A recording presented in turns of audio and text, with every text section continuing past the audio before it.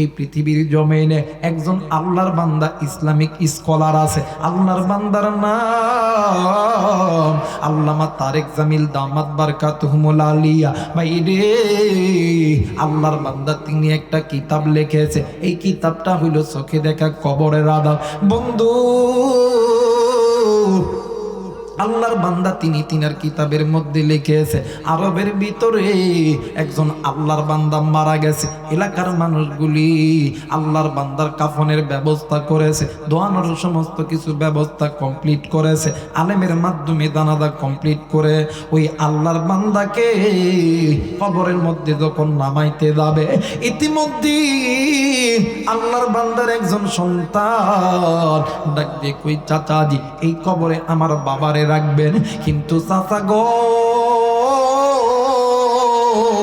আমি সন্তানের কর্তব্য, বাবারে কবরে নামাবেন ভালো কথা, কিন্তু এই কবরটা আমি একটু চেক করতে চাই। ডাক দিয়ে কই, বাবা গো কবর আবার চেক করার কি আছে? ও বাজান, সন্তান ডাক দিয়ে কই, চাচাজি এই কবরের মধ্যে কেমন জানি গর্ত দেখা যায়। মুরব্বীরা ডাক দিয়ে কই, বেটা রে এইরকম গর্ত সচরাচর কবরের মধ্যে বাইরে হতেই পারে। কই না চাচা না,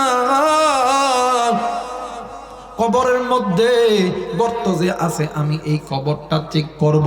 এইবারে আল্লাহর বান্দা যুবক কোথা থেকে যেন একটা লাঠি লইয়া ওই কবরের মধ্যে বাঁধানে আমার লাঠি যখন ওই গর্তের মধ্যে যখন ঢুকাইয়া দিছে, এরে কলিজার টুকরা গোবিন্দগঞ্জের বাবারা, এরে সাগাটার মা বোনেরা, এরে গাই বান্দার বাবা দিরা, একটু বাদান খেয়াল করে কথাগুলো শোনা চাই রে বন্ধ। আমি আগেই বলছি হেদায়েতের মালিক আমরা বক্তা নয়, কিন্তু বন্ধুরে কখন কার কথায় কার মনটা নরম হবে, আল্লাহ কাকে হেদায়েত দিবি এইটা পৃথিবীর কেউ বলতে পারবে না। আপনিও জানেন না, আমিও জানি না। ও বাজার, আল্লাহর বান্দা যুবক একটা লাঠি লইয়া ওই কবরের মধ্যে নামিয়া ওই কবরের মধ্যে যেমনি করিয়া গর্তের মধ্যে লাঠিটা যখন দিছে, ওই গর্তের ভিতর তাইকা বিশাল বড় একটা সাপ ওই যুবকের দিকে তাড়া করছে। আমরা আগের যুগে দেখতাম ছোট্ট ছোট্ট বাচ্চারা মুখের মধ্যে কেরোসিন তেল নিয়া, সামনে আগুনের একটা অগ্নি নিয়া, ওই তেলটা নিয়া ওই আগুনের দিকে যখন বাজানে আমার তেলটা ছুঁড়ে মারতো, ওই আগুনটা বড় আকার ধারণ করত। এরা বন্ধু কিতাবের লেখকরা বলেছি, ওই সাপ যখনই সামনের দিকে আগাইতে থাকে, ওই সাপের জিহ্বা দ্বারা ও বাদান আগুনের ললিহান শিখাটা সামনের দিকে বাড়তে থাকে। বন্ধুরে, আল্লাহর বান্দা যুবক এক লাফ দিয়া কবর থেকে উঠিয়া এলাকার মুরব্বীদেরকে চাপটায় ধরছে। এলাকার মধ্যে আলোড়ন সৃষ্টি হয়ে গেছে যে অমক ব্যক্তির কবরের মধ্যে সাপ দেখা গেছে। ওরে বন্ধু,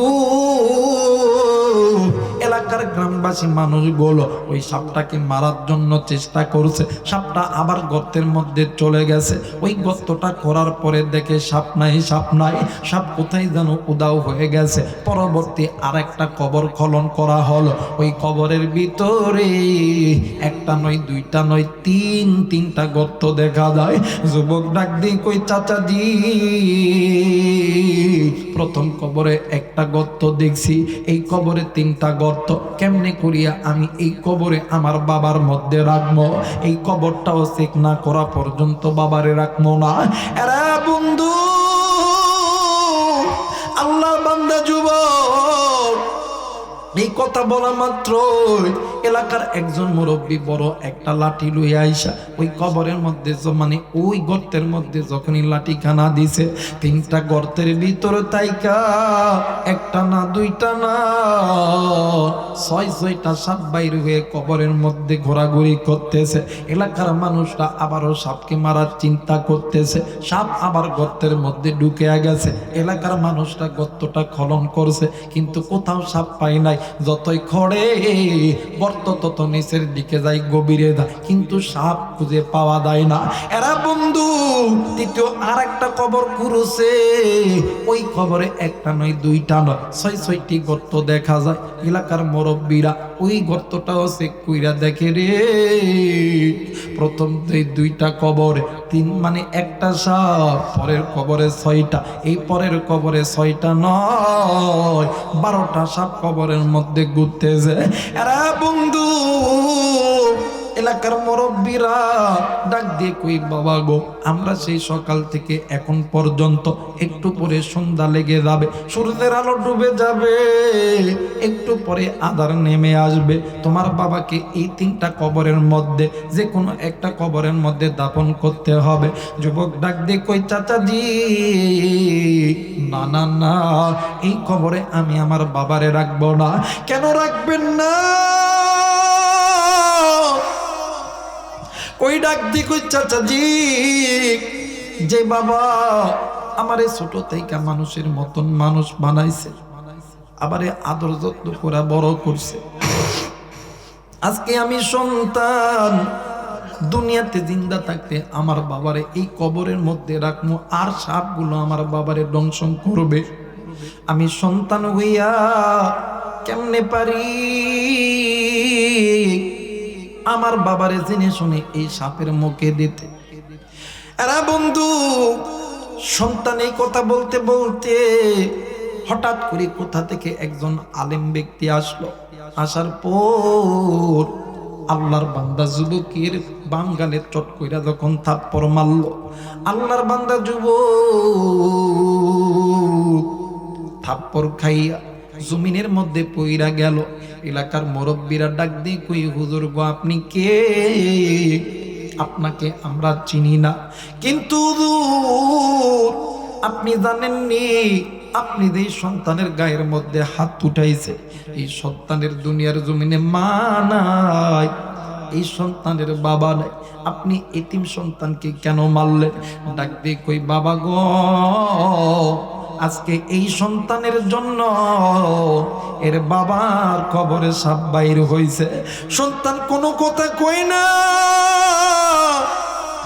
এলাকার মানুষগুলোই অপলক ক্ষেত্রে তাকায় আছে। ডাক দি কই, হুজুর আপনি বলেন কি? হুজুর ডাক দি কই, জি আজকে এই সন্তানের কারণে এর বাবার কবরে সাপ, আপনারা যদি অনুমতি দেন তাইলে আমি এই সন্তানের সঙ্গে একটু কথা বলবো। বন্ধুরে আলেম মানুষ সন্তানের সঙ্গে কথা বলতেছে, বাজার কোনো দিকে কোনো নজর নাই, খুব খেয়াল করে শোনা যায়। একজন মানুষের গায়ে জিন পরি যখন আসর করে রে বন্ধু, মানুষ যেমন কইরা লাভ, অথবা কাল্লা কাটা মুরগি যখন জমিনের মধ্যে ফেলা দেয়, মুরগি যেমন ছটপট ছটপট করে রে, তেমনি করে আল্লাহর বান্দা যুবক মরুভূমির বালিতে ছটপট করিয়া গড়াগড়ি দিয়া কান্দে। এক পর্যায়ে আল্লাহর বান্দা যুবক দৌড় দিয়া নিজের ঘরের মধ্যে গেছে। ঘরের মধ্যে যাইয়া আল্লাহর বান্দা যুবক ঘরের দরজা আটকায়া দিছে, জানলাও আটকায়া দিছে। এলাকার মানুষ ডাক দিয়ে কই, না গো বাবা না, তোর বাপ মারা গেছে, তুই এমন কিছু যাতে করিস না রে বাবা। এলাকার মানুষগুলি ঘরের চারিদিক দিয়ে দাঁড়ায় গেছে। ও বাবা, এলাকার মানুষরা যখন ঘরের চারিদিক দিয়ে দাঁড়ায় গেছে, একজন জানলা দাঁড়ায় আর একজন দরজায় লক করে, জোরে জোরে ধাক্কা দেয়, কিন্তু বাদান দরজা খোলে না। বন্ধুরে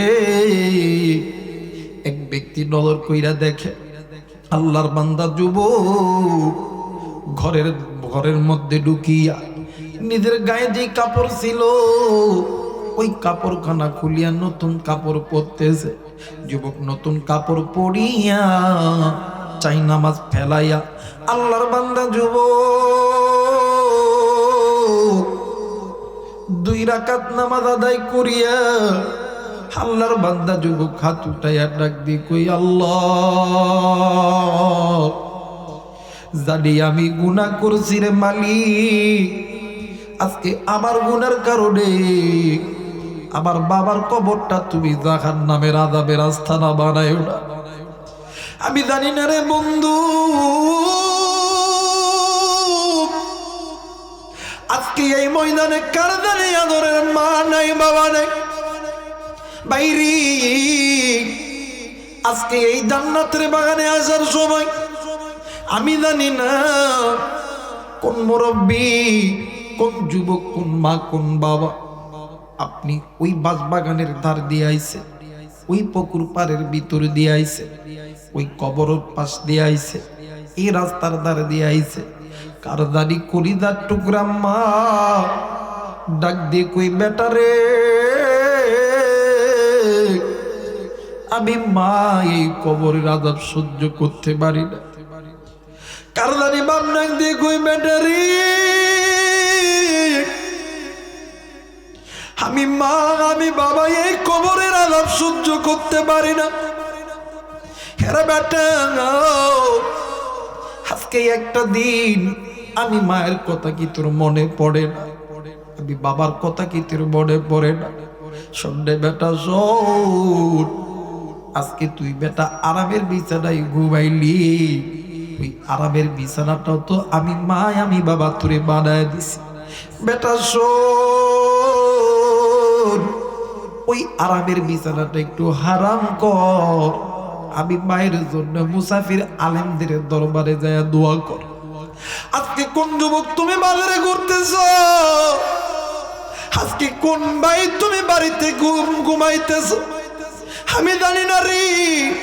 কারদানি আদরের মা নাই, কারদানি বাবা নাই। একদিন তুমিও ছোট্ট ছিলা, বাবিও ছোট্ট ছিলাম, তোমার আমার জনম দুঃখিনী মা তোমারে আমারে ঘুমায় রাইখা ফজরের নামাজের জন্য ওযু বানাইছে। ইতিমধ্যে তুমি আর আমি ওয়া ওয়া করে কাঁদছি। ওই দিন জনম দুঃখিনী মা ফজর পড়ে নাই, এমনও সময় গেছে রে, ঠিক দুপুর বেলা বাবা নামাজে যাবে, তুমি আর আমি বাবার সঙ্গে কান্না শুরু করছি। ওই দিন বাবা তোমারে আমারে কোলে নিছে, তুমি আমি ওই বাবার কোলে প্রস্রাব করছি, পায়খানা করছি।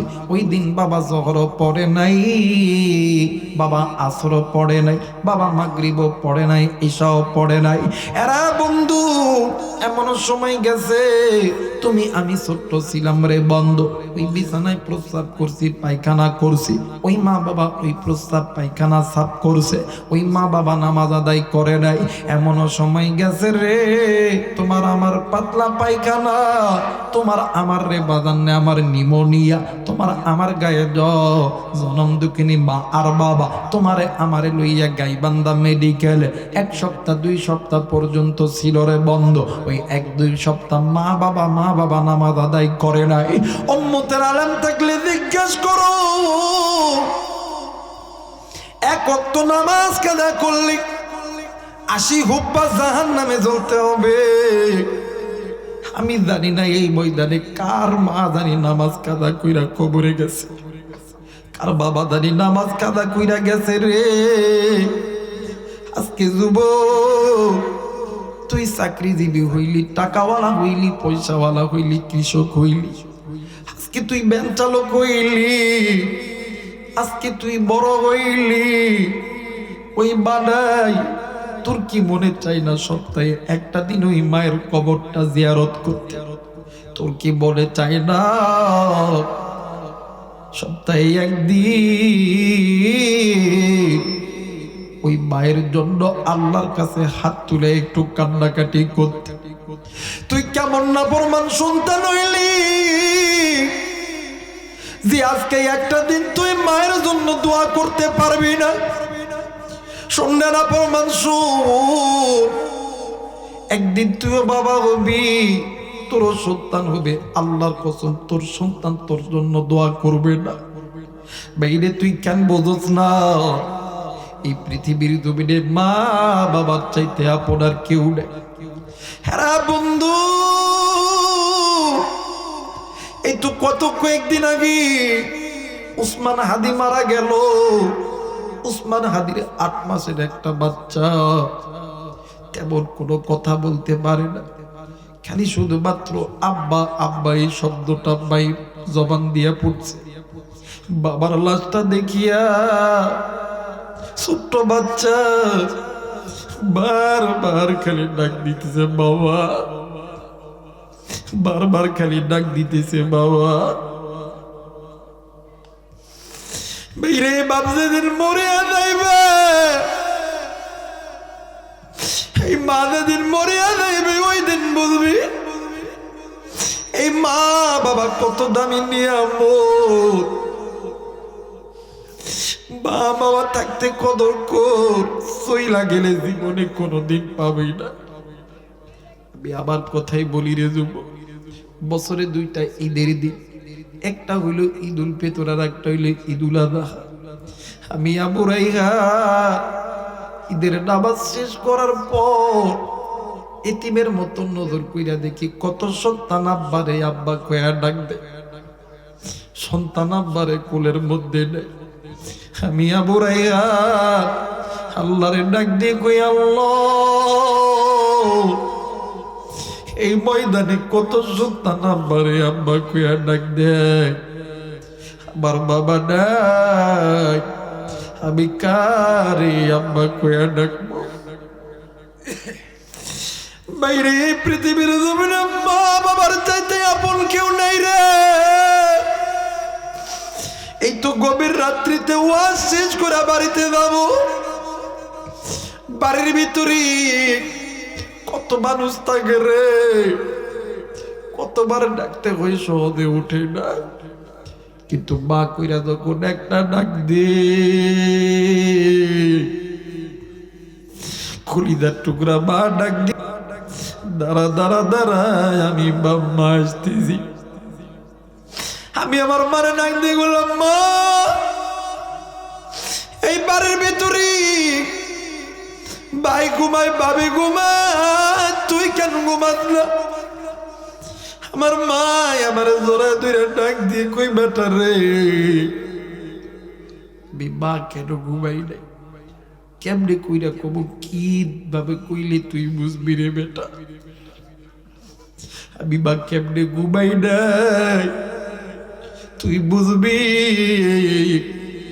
তোর যখন সন্তান হবে তুই বুঝবি। বাইরে এখন আমি বুঝি রে, বুঝি যখন বাড়ির থেকে গাড়ি নিয়ে যখন মাহফিলের উদ্দেশ্যে রওনা দি, আল্লাহ আমার একটা সন্তান দান করছে। সন্তানের বয়স 1 বছরের বন্ধু। আজ থেকে কয়েকদিন আগের ঘটনা। আমি বাচ্চারে নিয়ে, বাচ্চা মায়ের কোলে যাইতে চাই না, বাচ্চা আমার এমন ভাবে জড়ায় ধরছে। এদিকে মা ফিরে যাইতে হবে অনেক দূর। বাইরে জোর কইরা ওর মায়ের কাছে দিয়েছি, পিছন দিকে তাকায় দেখি আমার সন্তান এমন জোরে আব্বা আব্বা কইরা ডাকে। 200-250 হাত যাওয়ার পরে সন্তানের আওয়াজ কানে আইতেছে, ও আব্বা, ও আব্বা।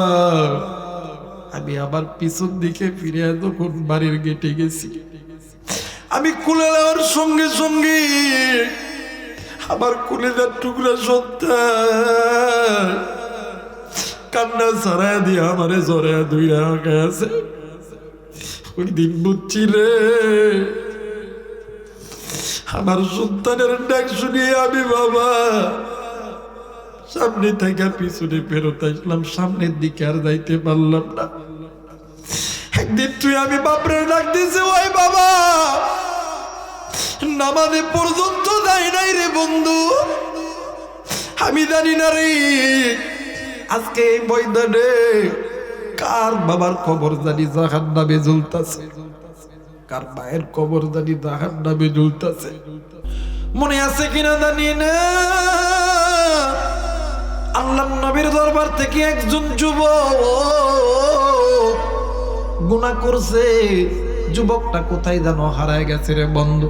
অবাদান কিছুদিন পরে আল্লাহর নবীর কাছে জিবরাইল আমিন হাজির হয়েছে। ডাক দিয়ে কই, নবীজি, ইয়া রাসূলুল্লাহ, ইয়া হাবিবাল্লাহ, ওগো নবীজি, আপনার কাছে আল্লাহর পক্ষ থেকে কয়টা প্রশ্ন হইল? আল্লাহর নবী ডাক দিয়ে কই, জিবরাইল বলো বলো কি প্রশ্ন করবা, জলদি করে বলো না। রে বন্ধু, আল্লাহর ফেরেশতা জিবরাইল আমিন ডাক দি কই নবী গো, আসমান জমিন চন্দ্র সূর্য নক্ষত্র তারকা জান্নাত জাহান্নাম সকল কিছুর মালিককে? আমার নবী বললেন আল্লাহ। ডাক দি কই নবী গো, এই বান্দাকে হায়াত দেয় কে, মউত দেয় কে? ওই সব কিছুর মালিক হইল আমার আল্লাহ। ডাক দি কই নবী গো, এই বান্দাকে জাহান্নাম দিবে কে, জান্নাত দিবে কে? ডাক দি কই আল্লাহ। ডাক দি কই নবী গো, এই বান্দাকে গুনাহ, এই বান্দা গুনাহ করবে, বান্দার গুনাহের মাপ কে করবে? ডাক দি কই আল্লাহ। ডাক দি কই নবী গো, কয়েকদিন আগে আপনার দরবারে একজন যুবক গুনাহ করছে, ওই যুবক তার গুনার বলটা বুঝতে পারিয়া হুজুর আপনি নবীর দরবারে আইছে, আপনি নবী ওই যুবকটারে ফেরত দিলেন কেন গো নবীজি? আল্লাহর নবী ডাক দিয়ে কই জিবরাইল, যুবক কি গুনাহ করছে তুমি জানো না? জিবরাইল ডাক দিয়ে কই হুজুর, আমার আল্লাহ এই মানুষকে জাহান্নামে দিবে, আবার এই মানুষকে জান্নাতে দিবে। কিন্তু নবী গো, আপনি যে যুবকরে আপনার দরবার থেকে ফেরত পাঠাইছে, ওগো নবীজি, ইয়া রাসূলুল্লাহ, ইয়া হাবিবাল্লাহ, নবী গো, এই যুবক এমন একজন যুবক, ও নবীজি, যে যুবক গুনাহ করার পরে অনুতপ্ত হয়েছে, ফিরে আসার চিন্তা করেছে, আল্লাহর কাছে মাপ চাইছে, ওই যুবক তওবা করার মাধ্যমে ওই গুনাহ আর করবে না। আল্লাহর নবী ডাক দিয়ে কই জিবরাইল, কি হইছে এখন জলদি করে বলো না। ডাক দিয়ে কই নবী গো, আল্লাহর ওই বান্দা আল্লাহর কাছে এত কান্না কানছে, কানতে কানতে কানতে কানতে চোখের পানি পুইরা গেছে, রক্ত বাইর হয়েছে। আমার আল্লাহ মায়া কইরা ডাক দেন না, বলেন না আল্লাহ। আরেকবার ডাক দেন না, বলেন না আল্লাহ।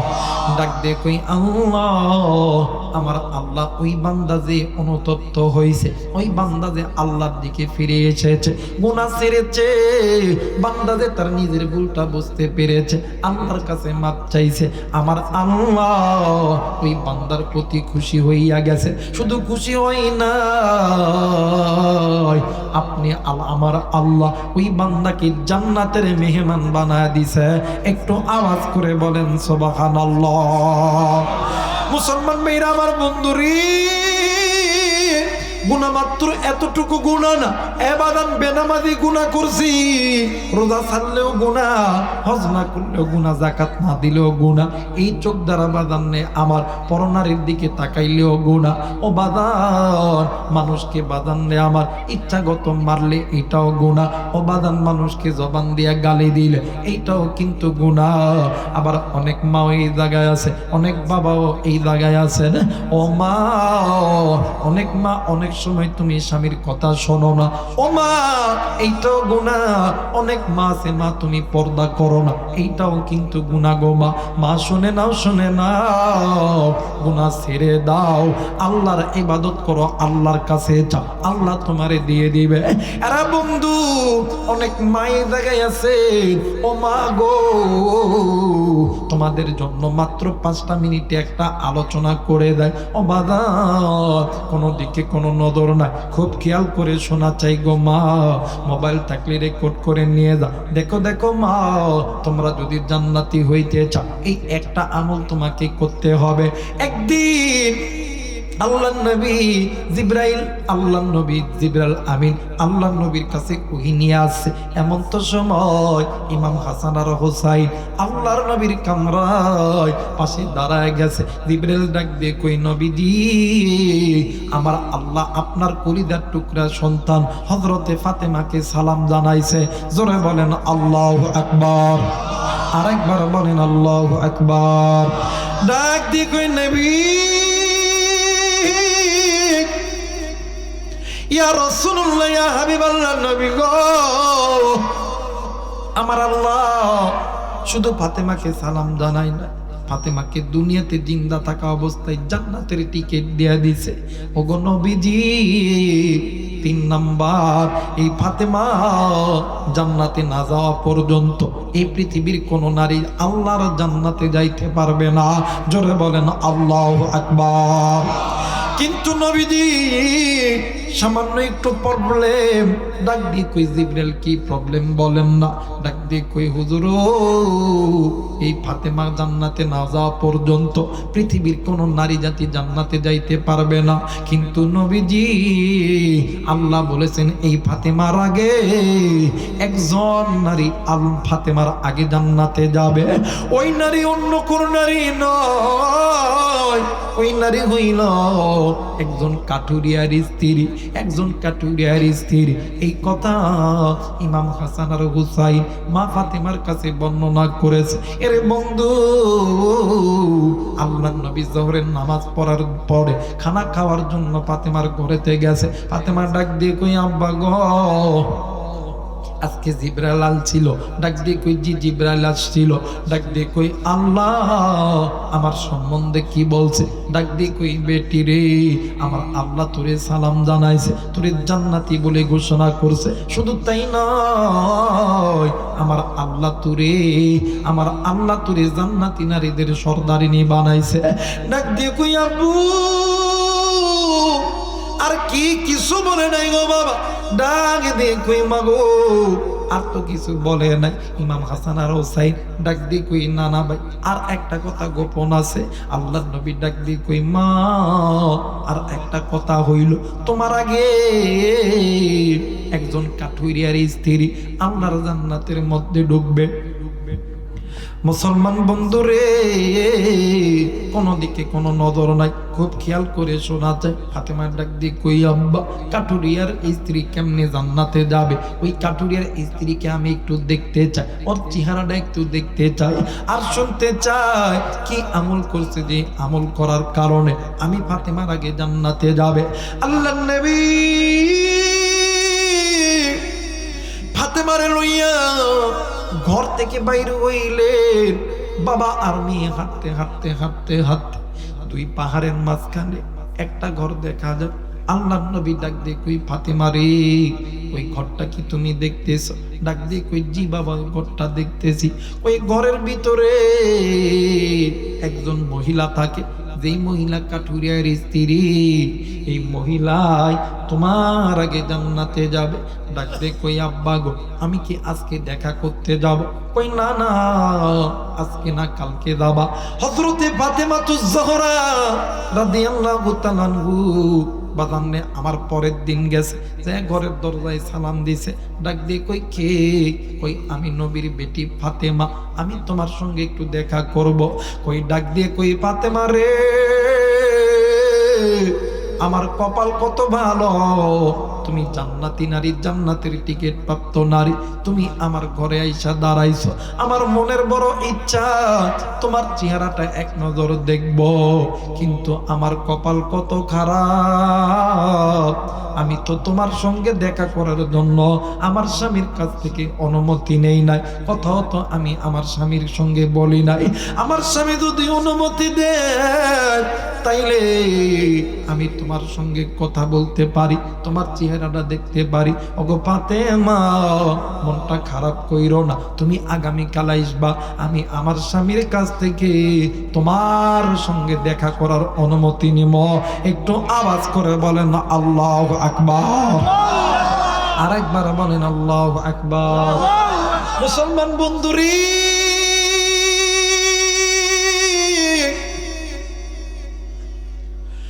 পরের দিন স্বামী কাঁদে দাবি। ইতিমধ্যে আল্লাহর বান্দি মহিলা কাঠুরিয়ার বউ ডাক দিয়ে কই স্বামী গো, আজকে আমার বাড়িতে নবীর কলিদার টুকরা মানে সন্তান ফাতেমা আইছে। ডাক দিয়ে কই তুমি কি ফাতেমার লগে কথা বলো নাই? ডাক দিয়ে কই স্বামী গো, আমি তো কোনোদিন আপনি স্বামীর একটা কথাও অবাধ্য করি নাই, এই জন্য আমি দেখা করি নাই। কারণ হইল তুমি স্বামী তো আমারে অনুমতি দাও নাই। এরা বন্ধু কাঠুরিয়া ডাক দিয়ে কই বিবি রে, আমার কপাল কত ভালো, ফাতেমার মতন জান্নাতি নারীর পা আমার বাড়িতে পড়ছে, আমি স্বামী তোরে বইলা দিলাম ফাতেমা যখনই আসবে তখনই তার সঙ্গে কথা বলবা, শুধু কথা বলবা না, দেখা করবা, আমার বাড়ির মেহমান ফাতেমারে বানাইবা। জোরে বলেন আল্লাহু আকবার। এবার পরের দিন ফাতেমা আইছে, আইসা সালাম দিছে।